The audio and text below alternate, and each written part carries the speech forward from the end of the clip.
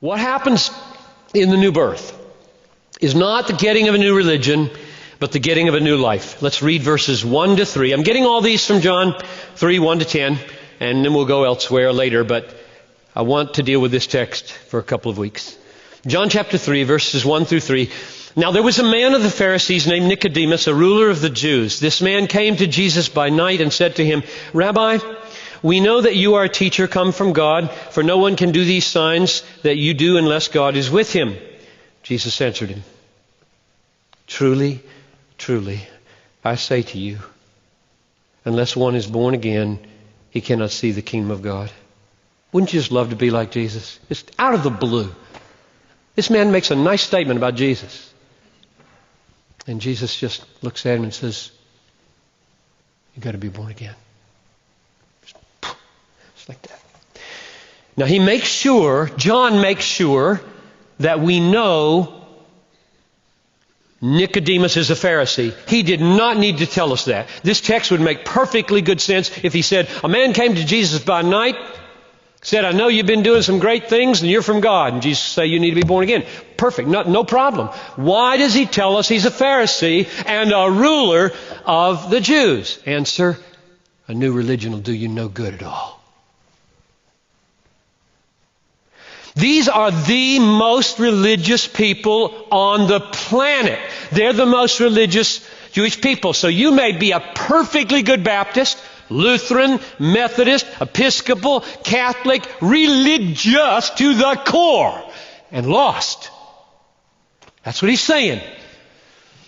John wanted us to get this, that here's the Pharisee, the paragon of disciplines, the paragon of prayer, the paragon of moral uprightness and keeping his nose clean and showing up at all the meetings.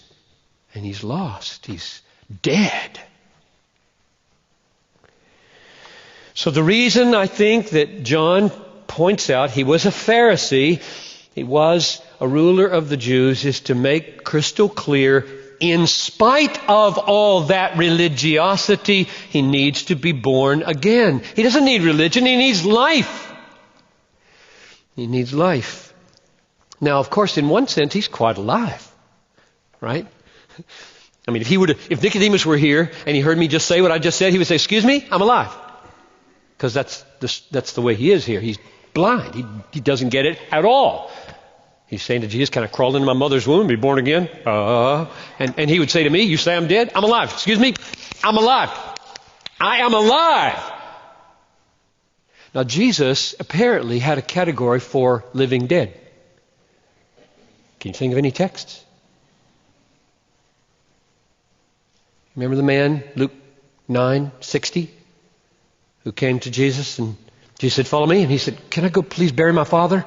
And Jesus says, let the dead bury their dead. So there are dead who need burying and there are dead who bury them. He's got that category. He knows what he's talking about. When he says you need to be born, you need life, he knows he's talking to a dead man who's alive.